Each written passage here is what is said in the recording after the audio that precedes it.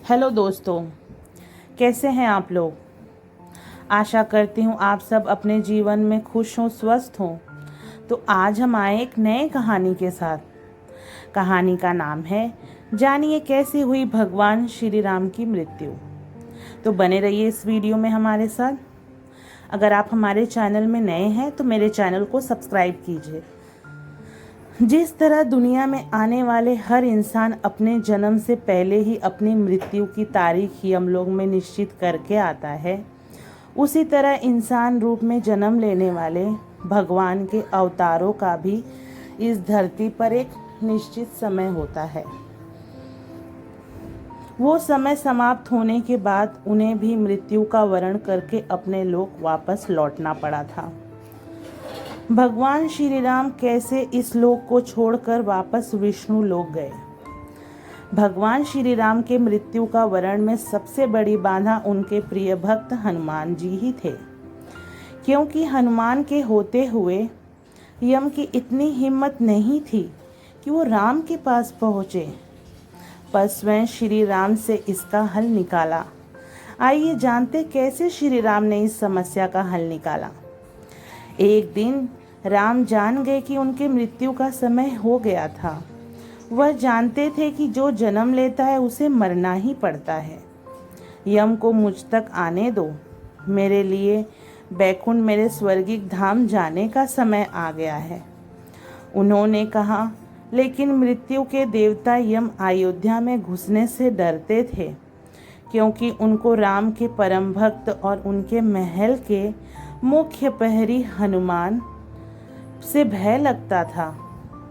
यम के प्रवेश के लिए हनुमान को हटाना जरूरी था, इसीलिए राम ने अपनी अंगूठी को महल के फर्श के एक छेद में से गिरा दिया और हनुमान से इसे खोजकर लाने को कहा।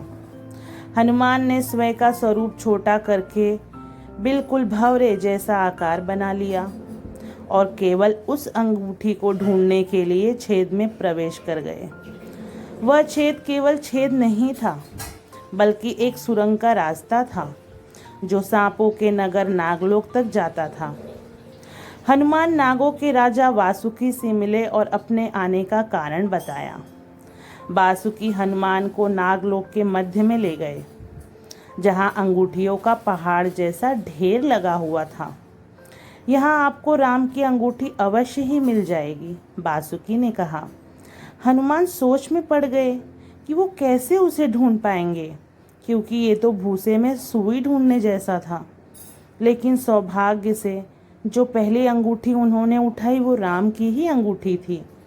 आश्चर्यजनक रूप से दूसरी भी अंगूठी जो उन्होंने उठाई वो राम की ही अंगूठी थी। वास्तव में वो सारी अंगूठी जो उस ढेर में थी सब एक ही जैसी थी। इसका क्या मतलब, वह सोच में पड़ गए। वासुकी मुस्कुराए और बोले, जिस संसार में हम रहते हैं ना, वो सृष्टि व विनाश के चक्र से गुजरती है। इस संसार के प्रत्येक सृष्टि चक्र को एक कल्प कहा जाता है। हर कल्प के 4 युग 4 भाग होते हैं। दूसरे भाग या त्रेता युग में राम अयोध्या में जन्म लेते हैं और एक वानर इस अंगूठी का पीछा करता है और पृथ्वी पर राम मृत्यु को प्राप्त होते हैं। इसलिए यह सैकड़ों हजारों कल्पों से चली आ रही अंगूठियों का ढेर है। सभी अंगूठियां वास्तविक हैं। अंगूठियां गिरती रही और इनका ढेर बड़ा होता रहा। भविष्य के रामों की अंगूठियों के लिए यह काफी जगह है। हनुमान जी जान गए उनका नागलोक में प्रवेश और अंगूठियों के पर्वत से साक्षात कोई आकस्मिक घटना नहीं थी।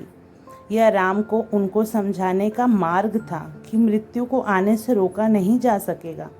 राम मृत्यु को प्राप्त होंगे, संसार समाप्त होगा, लेकिन हमेशा की तरह संसार पुनः बनेगा और राम भी पुनः जन्म लेंगे।